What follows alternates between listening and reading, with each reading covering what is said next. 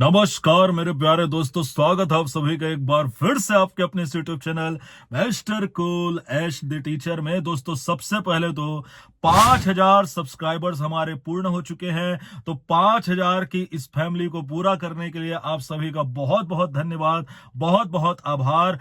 1.5 साल पहले शुरू हुए इस सफर का हिस्सा बनने के लिए बहुत बहुत धन्यवाद। और मुझे उम्मीद है कि बहुत जल्द इस 5000 को हम सब मिलकर के जल्दी से 10,000 में भी कन्वर्ट करेंगे, 100,000 में भी कन्वर्ट करेंगे। इसके लिए बस मुझे आप लोगों का साथ चाहिए। दोस्तों अभी भी 60% ऐसे लोग हैं जिन्होंने चैनल को सब्सक्राइब नहीं किया है, तो कृपया करके चैनल को कर लीजिएगा सब्सक्राइब। मुफ्त है भैया, आप भी इस फैमिली का एक अहम हिस्सा बनिए। तो बहरहाल दोस्तों आज की चर्चा प्रारंभ करते हैं। जैसा कि आप लोगों ने थंबनेल में देख लिया होगा, ये मेरी 5000 सब्सक्राइबर्स स्पेशल वीडियो होने वाली है, जिसमें मैं सीजी सेट के ऊपर, असिस्टेंट प्रोफेसर के ऊपर, हॉस्टल सुपरिटेंडेंट के ऊपर, सीजी पुलिस में एसआई भर्ती की परीक्षा के ऊपर और 33,000 शिक्षक भर्ती के ऊपर जिक्र करने वाला हूं। तो एक एक करके चर्चा स्टार्ट करते हैं। सबसे पहले बात कर लेते हैं दोस्तों सीजी सेट रिजल्ट और असिस्टेंट प्रोफेसर एग्जाम की। मैं आप लोगों को यहां पर एक न्यूज कटिंग दिखाता हूं दोस्तों, जिसमें लिखा जा रहा है कि पंडित रविशंकर शुक्ल विश्वविद्यालय में 60 पदों पर, असिस्टेंट प्रोफेसर के 60 पदों पर भर्ती प्रक्रिया की तैयारी जो है वो की जा रही है। इसके अलावा पिछली बार जो पंडित रविशंकर शुक्ल विश्वविद्यालय में जो असिस्टेंट प्रोफेसर के पद निकले थे वो अभी तक के नहीं भरे गए हैं। और दोस्तों एक बात हमको यहां पर समझनी पड़ेगी कि अगर ये 60 पद निकलते हैं, उसके पहले अगर सीजी सेट का रिजल्ट आ गया होता तो कई सारे प्रतिभागियों के लिए एक बहुत अच्छा अपॉर्चुनिटी जो है वो हो सकता था।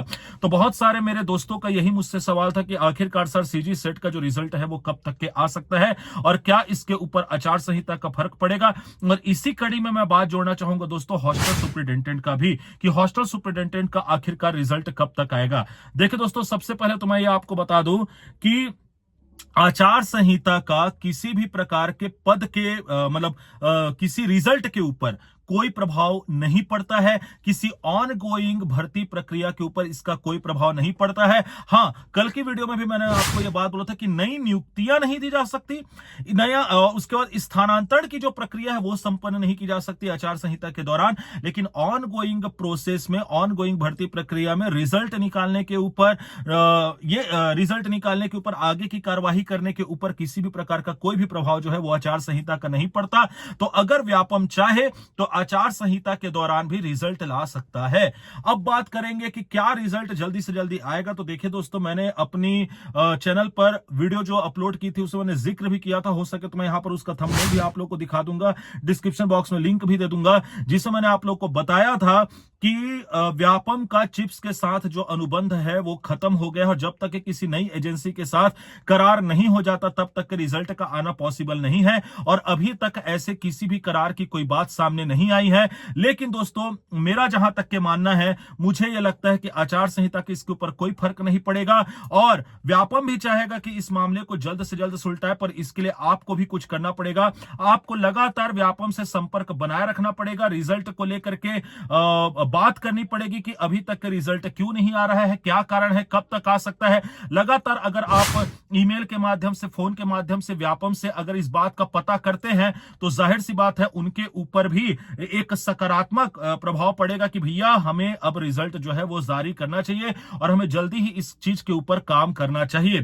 तो दोस्तों ये एक इंपॉर्टेंट चर्चा थी जो मैं आप लोगों से करना चाहता था सीजी सेट और हॉस्टल वार्डन को लेकर के। अब बात कर लेते हैं सीजी पुलिस एसआई की भर्ती परीक्षा आखिरकार कब से प्रारंभ हो सकती है।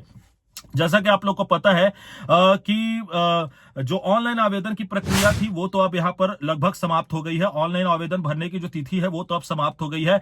अब बात आ जाती है कि आखिरकार परीक्षा कब तक की होगी। तो जैसा कि मैंने आपको बताया दोस्तों कि दिसंबर में लगने जा रहा है आचार संहिता, और मुझे जहां तक के लगता है कि चुनाव के बाद ही, जी हाँ दोस्तों, चुनाव के बाद ही मुझे जहां तक के लगता है कि सीजी पुलिस एसआई अर्थात सीजीपीएससी द्वारा आयोजित की जा रही एसआई परीक्षा में आगे की कार्यवाही होना पॉसिबल है। और आपके पास भरपूर टाइम है अपने फिजिकल एक्टिविटी पे काम करने का, लिखित परीक्षा के लिए काम करने का, नाप जोख के लिए काम करने का आपको भरपूर समय मिलेगा। और मुझे जहां तक के लगता है कि आफ्टर पंचायत एवं नगरीय निकाय चुनाव ही इसके ऊपर परीक्षाएं आयोजित की जाएगी। यह हो गया दोस्तों सीजी पुलिस एसआई की बात। और 33,000 शिक्षक भर्ती के ऊपर कल मैंने वीडियो बना करके बहुत इंपॉर्टेंट बात कही थी कि 16 दिसंबर से शुरू होने वाले शीतकालीन सत्र में इस मुद्दे को उठाया जा सकता है, इस मुद्दे के ऊपर चर्चा हो सकती है। और दोस्तों आप देखिएगा कि ये हो करके रहेगा। इसके अलावा जैसा कि आप लोग को पता होगा कि 2 दिसंबर को जो युवा साथी है वो 33,000 शिक्षक भर्ती की मांग को लेकर के पुनः अपनी बात रखना चाह रहे हैं। और हमेशा की तरह मैं यही बोलूंगा दोस्तों कि जो भी युवा साथी अपनी बात रखना चाहते हैं, संवैधानिक दायरों और संवैधानिक मर्यादाओं का अवश्य पालन करें। संवैधानिक मर्यादाओं के द्वारा रखी गई जो आपकी बात है वो अच्छे से सुनी भी जाएगी और उसके ऊपर कार्यवाही भी जल्द ही होगी।